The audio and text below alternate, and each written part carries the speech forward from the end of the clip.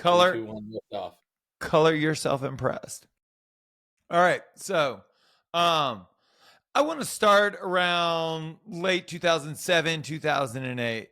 Um, as an outsider at that time, what did you think of Muss Turners? I loved it because at the time Atlanta was still growing and it kind of grew in concentric circles. And so we couldn't afford to live in town. So we had to move kind of outer and we moved to kind of the first concentric circle outside Atlanta. And there was no what I would call real food, right? Like good food that a chef and so these two crazy guys decided they wanted to take a chance and open a restaurant in a neighborhood that had nothing, and it was exactly what this neighborhood needed. And so it was a place that, you know, my wife and I had been multiple times before I even met Todd and What now, when you met Todd and Ryan, what did you think of them? Ryan. Todd and I gravitated over chef stuff, and Ryan and I gravitated over. I mean, it was very. So we met actually at a the planning for a charity event called Taste of Atlanta, and I happened to sit right next to them. I didn't know who they were, and they were like, "Ah, it's Muss Turner." I'm like, "Oh, cool." And I knew I wanted to do my own thing, but I didn't have a playbook. And so I just immediately said to them, "Hey, I come in," and they're like, "Hey, we recognize you." And I was like, "Well, how'd you do what you do?" And they were over a lot of whiskeys and wine and talks. A partnership formed, but it was really their willingness to share their experience that they were going through. And there were times before I was, a partner in the business that I was able to help them, and they were to help me. And they would. I'll never forget having the, you know, when Muss Turners first opened, we closed on Sunday. It was a day to take off, and I'm like, guys, you're leaving.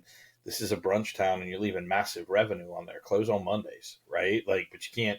And so just those kind of conversations were natural, and yeah, that's a partnership formed. That's interesting that you led with curiosity. I was always curious, but I didn't feel empowered to ask questions, especially around peers. I mean, I would argue, Chris, and you tell me if I'm wrong, but it takes a humble heart to turn to people that you respect and ask questions about their business as if you don't already know the answers, you know? Yeah, I mean, I think I never went to culinary school, and the way I learned was by either making mistakes or asking questions, and so you get a thicker skin pretty quick because you realize, like, I mean, there's a story I tell to cooks about, there's an assumption gap sometimes, and that's what gets you. So I'll never forget, like, the first time I got asked to make hollandaise as a young cook, and I was like, sweet, I know, I've watched this, this is before the internet, guy. That's how old I am, right? So, like, you either read cookbooks or you figured it out. And I'm like, yes, I know how to do this, right? So I get everything and I'm ready to go. And I look at the sous chef and I'm like, so I can't find any clarified butter in the walk in. What's the package look like? And he's like, dude, you got to clarify the butter. And I'm like, what? Like, I just didn't, I'd missed a step along the way. And you have to be sort of either foolhardy enough or humble enough or some combination of the two to then say, like, okay, I feel like an idiot. Let's go back and teach me what that is. Right. I didn't have anything to lose. I mean, they're super great guys. They're very, you know, they're, they're very down to earth. And so it was an easy question and they were very giving of their knowledge. It's sort of like, there's a different version of it now in our life, which is, when people ask you for a recipe, you can either say, no, that's like a proprietary thing, or you can say, yeah, man, let's, like, a rising tide lift all boats. I'll give you the recipe. I'm not sure you can do it the same way I do it, or you might add something to it and make it even better. Right. But we're happy to share. I mean, we tell that to anyone that works with us. Like, we're an open book. If you want to learn about restaurant finance, the books are open. We'll show them to you. And we can scare you into it, we can scare you out of it, whatever you want us to do, right? But, like, we want you to learn because somebody had to take the time to teach you how to do that kind of stuff. It's not there was no, I didn't go to class for that, right? I learned to read a P&L because someone took the time to teach me how to read a P&L. I learned to cost food because someone took the time to teach me how to cost food. And so there's a little bit of an obligation, I think, in our end to pass that on to people. Let's talk about the path to partnership. So you guys end up working together at Muss Turner's. Um, Ultimately, you become a partner. And threesomes are hard, especially when like two of the three have history. And I would assume that the dynamics changed. But you guys do have a beautiful long-term partnership. And so when you came on board, like in the capacity of a partner, what changed and how did you guys make sure that the relationship would remain as fruitful as it did before? Wow, that's a great and deep question. I think one, You there see, was kind I of warmed you up, Chris. I warmed you up. yeah, exactly. I went Now we're into the straight serious in. shit. Um, One, I mean, it really the closest analogy I can draw for people, at least in our partnership, is marriage. And you've got to communicate. I mean, it's different. Like you can leave your toothbrush over at somebody's house when you're a partner. Like, look, my partners have kids, and if I do something stupid, I can mess up people's lives. Right? They've got college bills to pay. They've got like it's a serious obligation, and we're obligated to the 375 people that work with us every day. But I think for us, one, we've always said from day one that whatever happens, either 10, 15, 20, 50 years, we want to be friends and we want to be able to get a beer together. Two, we work at it throughout our entire partnership. One of the best things we've done is use outside people with expertise in the field to coach us. Our first business coach was really a marital counselor. I mean, because you go through stages, right? Oh, you do. You do. I mean, I can vividly remember in 2014 us sitting around the table, and the feeling I had was if we were a band, we had one guy that wants to tour, one guy that never wants to tour, and another guy that wants to make an experimental jazz album, and we're a rock band. And it's like, fuck, three guys want to do three separate things, and how's this going to work? And so talking to each other, finding common ground, and sometimes you need someone to mediate that. Not like you're fighting, but like to help you find the path. And so we have always been open to engaging people to help us communicate and talk to each other and work with each other. I think there's a level of trust that you have to have just inherently. And then you have to like everyone needs skills to round out the other ones. Like I have a great partnership because I have no interest in negotiating health insurance coverage for our company. Sure. That's like my idea of hell, right?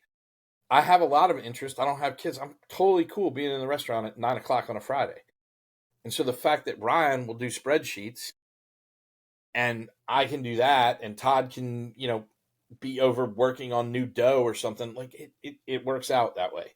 Right. So I think there needs to be a complementary skill set. I think it would be really like a partnership where people were the same. That would be interesting to see. I want to talk about mindset. And the reason I do is philanthropy is a huge part of what you do. You just talked about being generous with recipes and all of this.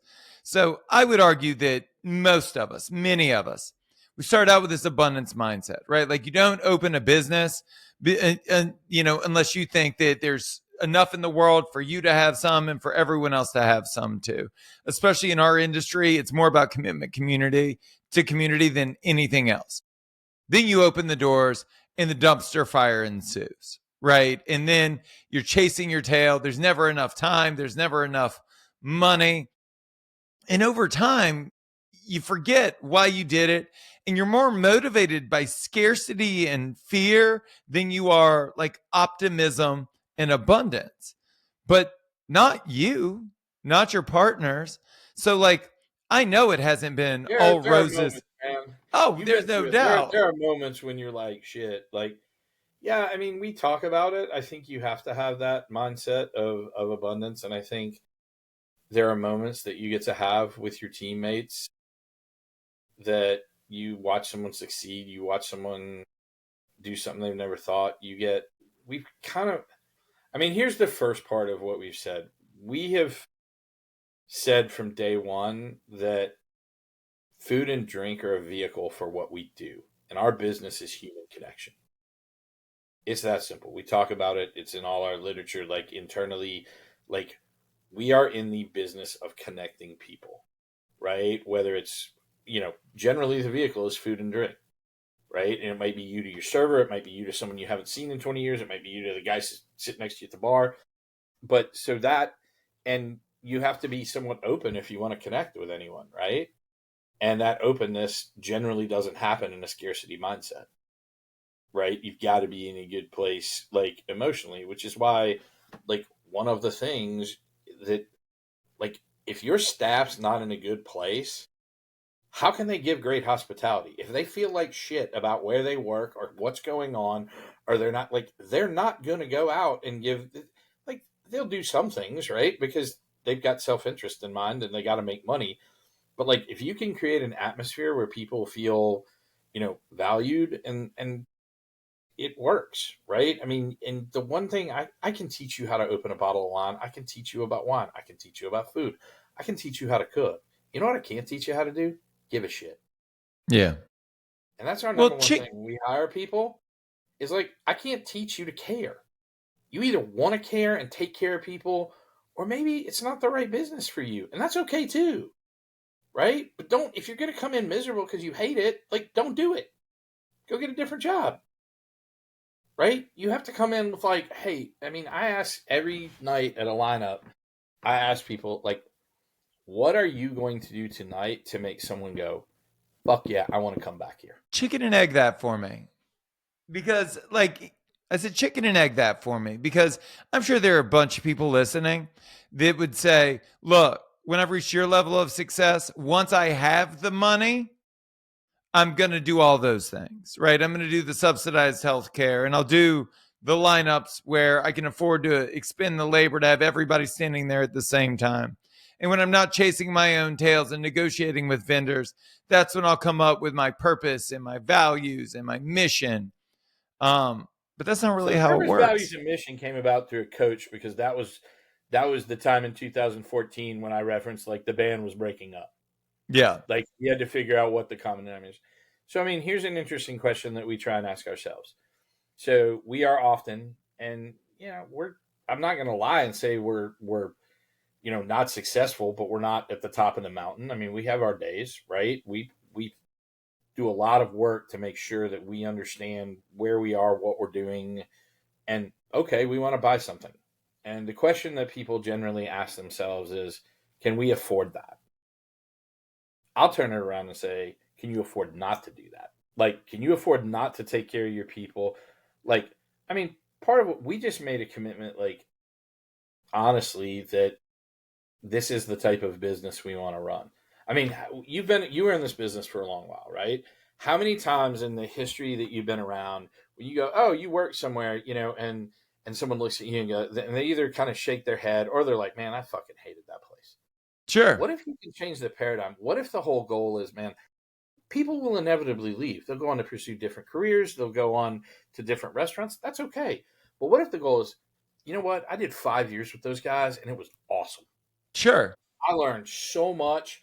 It was such a cool place. I felt like I had a seat at the table. People gave a shit and we had a common purpose and it was cool. And I don't see why it can't be that way.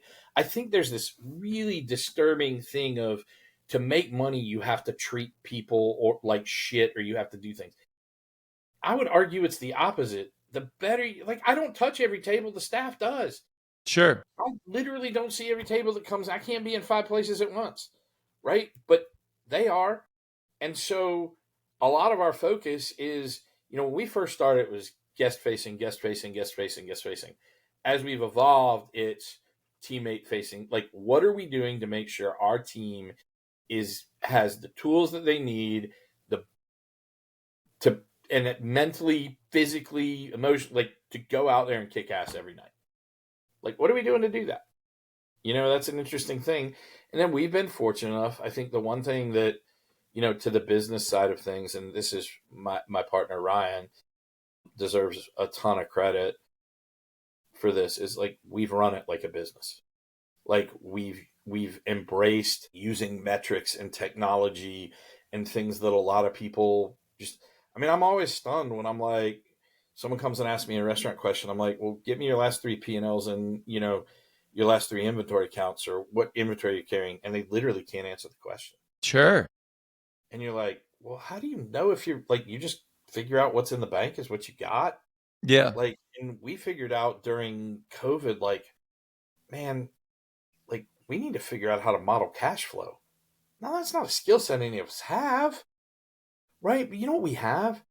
We have all these I mean, what is the best part of our business to me is all these incredible relationships we've developed Sure. with people that come in. And we've got 10 or 15 CFOs that consistently come in the restaurant. So why not ask one of them? What would you do? How would you do this? Right? We created a group of advisors early on, almost like a board of directors, and we were very intentional about their skill sets. We want someone that's in construction. We want someone that's in accounting. We want someone that's legal. We want someone that, has been in the booze business, maybe a food supplier. Then take 3 or 4 other super successful people at different stages of their career and sit around a table once every, 6 weeks, 3 months and go, here are our numbers, open kimono. This is what we're doing. This is what we're feeling. Help us out. See, but that doesn't cost anything, Costs right? nothing. I mean, It you costs know what we would nothing. do? We It's literally, commonplace in every we other would buy, industry. we would buy pork belly and we'd make them bacon, and they'd leave with 3 pounds of homemade sliced bacon, and we'd buy them dinner, and we'd sit around and we'd talk. And most of the time, they wouldn't even let us buy them dinner. They're like, hell no, right? Like we're successful. We're buying dinner for you to help this business. They want to pass it on. They want to see you succeed, right? So I think there's been in our business a natural curiosity and a desire to get better that's kind of fueled us. And Kaizen is a value, that idea of constant improvement and using the resources at hand that don't cost you money. But those aren't standard values in our industry. Those aren't, you don't hear people talking about that post shift. You don't go to these restaurant conferences and hear about these ideals. They're commonplace in every other industry, but certainly not in ours. So Yeah, and where did you find the inspiration? I think that's a weird thing. I think I mean, a lot of it is Ryan. Like Ryan, he calls it the game of business, and it's a game he wants to win. And so, like, I had never read Good to Great. I Fabulous had, book. right, like I had never gotten into Ari and the stuff from Zingerman's, and Sure. like, and so Ryan all of a sudden just stacks this thing, but then I'm like, well, I've got a bunch of Gladwell over here, and I've got Kahneman's Thinking Fast and Slow, Hmm.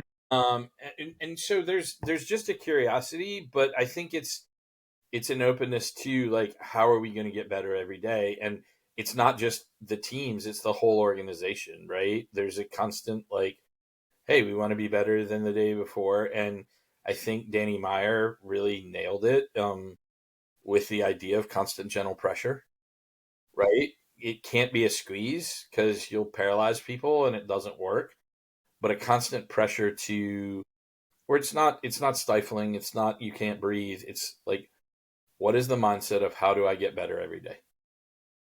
Right? Like, and so I think it's just, maybe it's the way you're wired and what your values are and how it, but we genuinely try and do that, and we try and, like, the one thing when we were asked to do the values as a way to keep our partnership, like, literally, like, what do you guys believe in?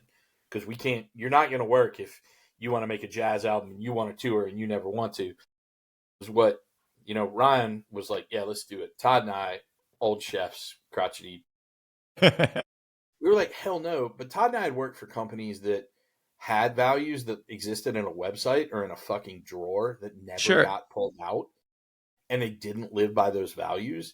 And so we miss. I'm not going to tell you we're perfect, right? But we damn sure talk about our values every day. When we are talking about celebrating someone, we use those terms. When we're talking about when we unfortunately have to have counseling and learning sessions and even letting people go, it's a matter of, you violated these 4 values, right? It's not like, when you don't show up to work, what values? Well, contribution is one of our values, so you're not contributing to the team. Personal responsibility is one of our values. You're not doing that. Authenticity, because you told us you were sick, and on Facebook we saw you were at Young Thug's house. I mean, like, like they're all those values, like it, a word that's funny in our industry, and I don't want to derail everything, is what is culture? You hear it all the time. I'm trying to build a great culture. I'm trying to build a great culture. Culture's it's what are you willing to tolerate? What are you willing to tolerate? That's the culture you're going to have. If everybody shows up late, you're willing to tolerate, you're going to have a culture of lateness, right? If Yeah. everybody shows up on time ready to get their shit done, you're going to have probably a culture of achievement. And it's not just timeliness, but you get what I'm saying? Like, I think it's funny you hear like, well, I'm trying to build culture. That's great. How, to your question to me was a good one. Like, how are you doing that? Right. And it Right. happens through Oh, it daily matters. action. It happens through, it happens through the way we speak with people. It happens through the way we conduct ourselves. It's the people that we choose as teammates. It's the people that we don't choose as teammates. I mean, I think an interesting thing in our business that people don't talk about, look, man, it's so much more important the things you say no to than what you say yes to. I know you've learned that in your time, man. What you say no to is so much more defining than what you say yes to. Especially when you do have some modicum of success, people like, come do this, come do that, come do this. It's like, guys, we got to focus on our business. Like, we've got some core, and I mean, Muss Turner's will be 20 February 5th. We were talking about it yesterday, the 20th anniversary, and what we're going to do, and trying to get people to come back that worked with us a long time ago, and rounding people up, and all these legendary people that in the restaurant business, like, people become legends in your four walls, right? Like, Yeah, for sure. and so trying to get those people back and get them to do that, but like, they all share a common philosophy and they all share common goals, and hopefully they're all like, yeah, that was great, I want to come back, let's do it. But a function of all of that has to be two things in my mind. Like I look at your career, I look at the businesses you built, and I see patience and I see focus. I would argue that you could probably over the years doubled, tripled the size of your restaurant group if you wanted. There are people out there that were just giving you money to open. You've got you launch a singular pizza brand. You could have 20 locations if you want, just based off the brand equity of If the we were first ever to pizza do it, brand. that would be the one. But no, you're right. I mean, we've been very intentional. Like, we talk about it, we want to build what we call brick houses, right? We want to build restaurants that are self-sustaining, that are a fixture in their community for a long period of time. And we want to have a support team that does that, right? So, like, we have been very intentional about, it's not about fast, it's about the journey and about what's right. And our growth pattern is not around opportunity, it's around people. So we won't grow until we have the right people to grow with, right? And Like, so, we're not what does that ever going mean? to Does that open mean up. that you're nurturing talent? That do you end up leader heavy as a result? we I mean, I'm not sure you can ever have enough leaders, right? You We sure? we Oh, have, I agree. we have certainly financially ended up top heavy by saying we can't pass this person up. We're Yeah. like, get them now. But I think in our talks about growing the charity, and it was always like, look, you're better to hire now for where you're going to be in 3 years than get there in 3 years and have to catch up, right? So we've definitely had some financial times where we're like, damn, we're heavy on salaries right now. Like, to be really honest with people, like, that happens. But our, I mean, our thing is, like, I'm not going to open a restaurant unless I have a team that can run it, that I'm very confident. And that doesn't mean some of them don't come from the outside, right? Like, but there's going to be some DNA that gets passed along, like, that comes from internally. And so that, and we have systems in place and they understand our systems and things like that. And it just makes opening so much easier. Like, we made a decision 5 years ago. Like, when we hire someone, like, if I'm opening a new place right now and I'm like, I want to hire Josh to run it, right? Well, if our opening date is December 1st, 2025, you're going to start in May or June.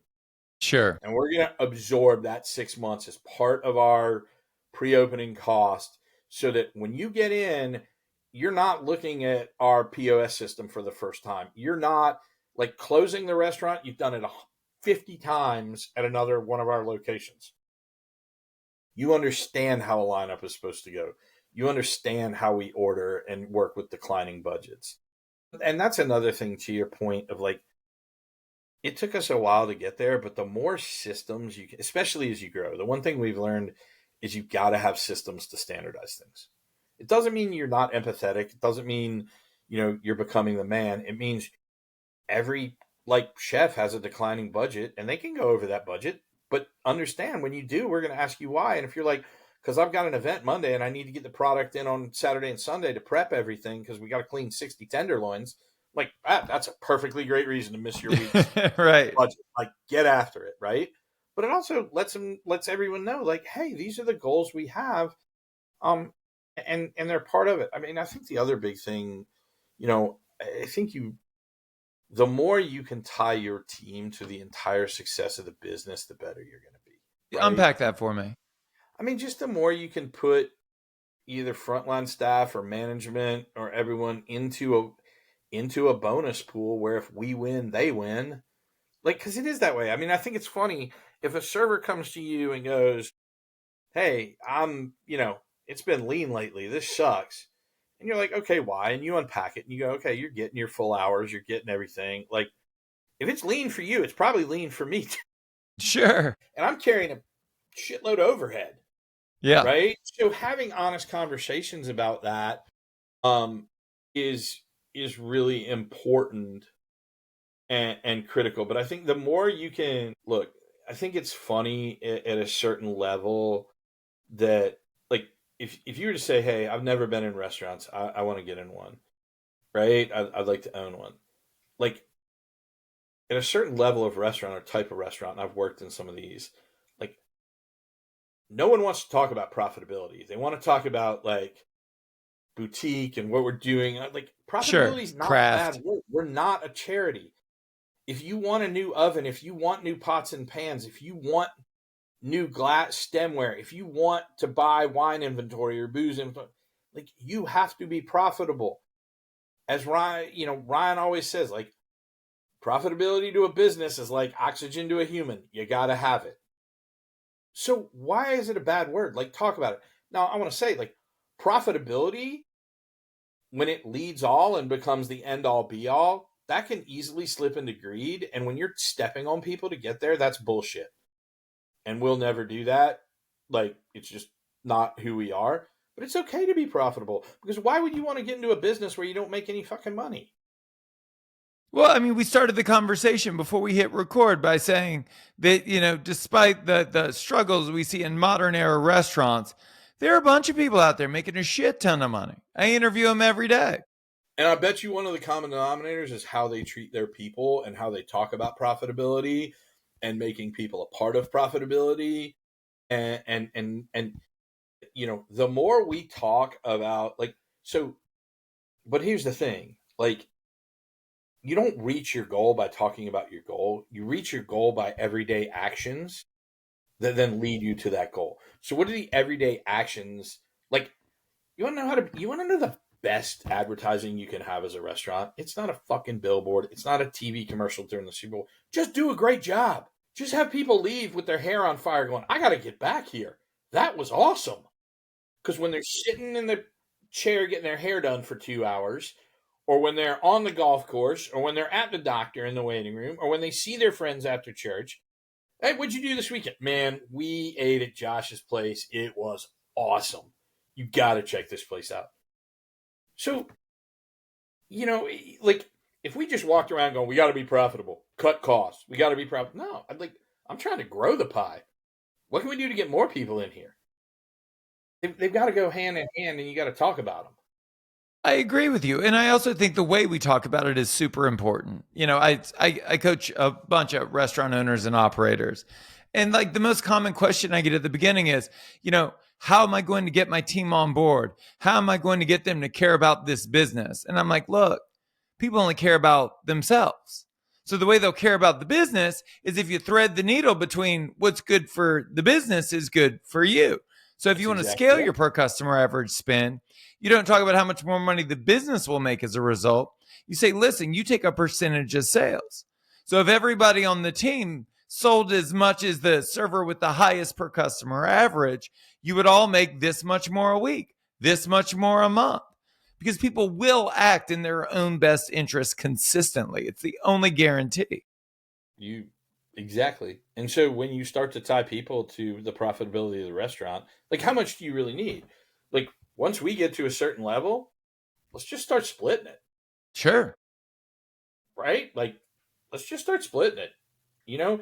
But give them a reason to go the extra mile, give them a reason to go the extra like and you got to spell it out. You got to, like literally I understand that like it's not maybe the sexiest thing to talk about, but if you can sell 2 cheese boards on that 8 top, that's 10 extra bucks in your pocket. If you've got 3 people ordering 3 glasses, like get them a bottle, Sure. right? That's They're doing the service, thing. though. There's That's nothing new service. That's about not this is sales. like That's restaurant service. 101 from people in the Stone Age, right? But like we've lost sight of a lot of that, right? I mean, I talked about it yesterday at lineup, just little like, all right, Josh is going to buy a car. You go to dealership A, and they're like, it's a car. It's blue. It's got 4 seats. It's got 4 wheels. It gets 18 miles to the gallon. And thanks, Josh. You go to dealership B, and I've got this bright cherry red car with leather interior, Bose sound system, custom wheels. We've got a Shelby 454. I'm not a car guy, so I'm just spouting shit right now. Like which car are you going to buy if they're the same price? Like I'm not concentrating on every server knowing what's in every dish. What makes it special? How are you going to sell it? How are you going to get somebody to buy it? Those are the things that matter to me. Like get them excited about it, right? Like I want people that want to it is a job. Like, right? But the more we enjoy what we do, the more successful we're going to be. Let's talk about the things that matter to you. Um, this business, this industry, it's, they say that, a Saturday night push feels it's the same internal equivalent to being in an emergency room, being in an emergency room doctor for hours and hours and hours at a time. Everything about this business feels like life or death, thin margins, huge workload, all of that. And I keep using the phrase life or death because it feels like that. But then 2024 marks the 10-year anniversary of Ryan Hittinger's passing. And Yeah, I'm it's not. curious. Go ahead. Yeah, Heidi.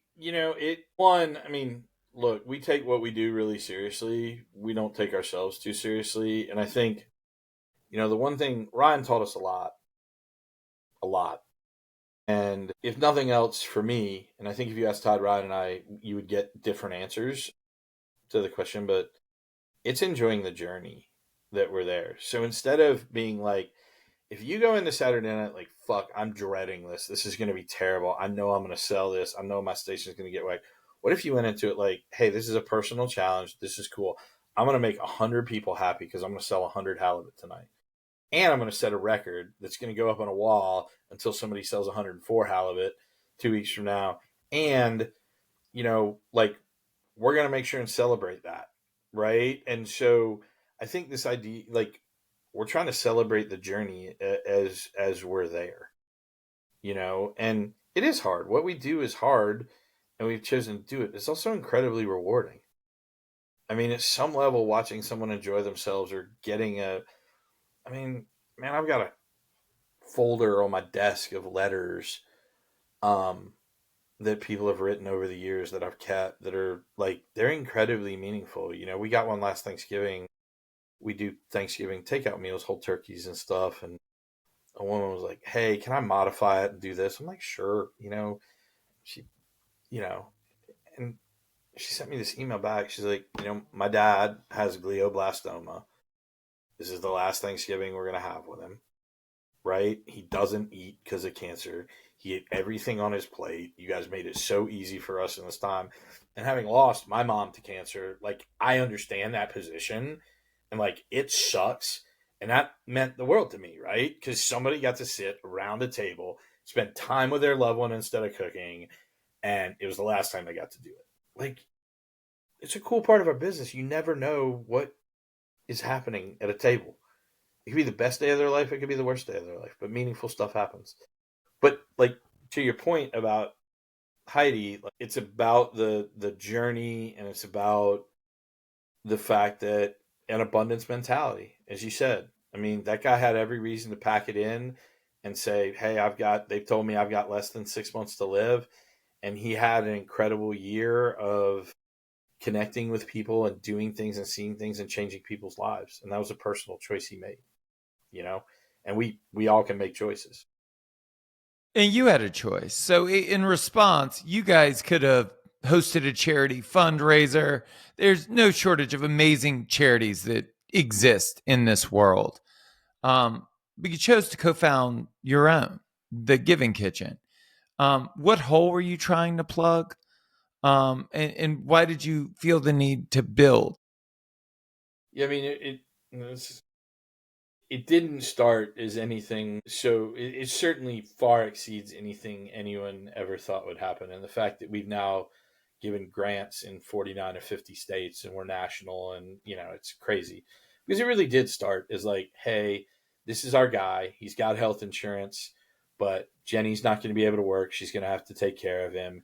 And really, we sat around this table and we were like, listen, we don't want money to be the reason you didn't get the best chance at life that you could, right? So we did. We threw a party, raised all this money, but then we started getting phone calls like, hey, there's another guy like this.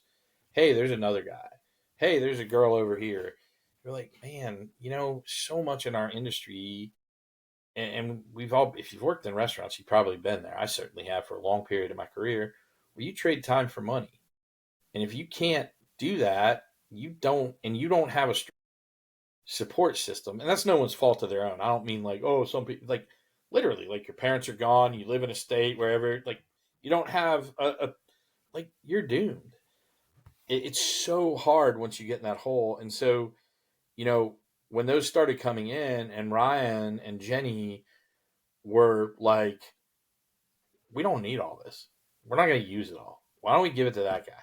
That guy had a traumatic brain. I mean, I think the first one I can remember was this, like, insanity. Guy had a traumatic brain injury, had a power chair, and they wouldn't enlarge the door frames in his house so he could get his new wheelchair through them. I mean, so it was just a response to a need, which then became, hey, there's a lot of need out there. How do we go about tackling this?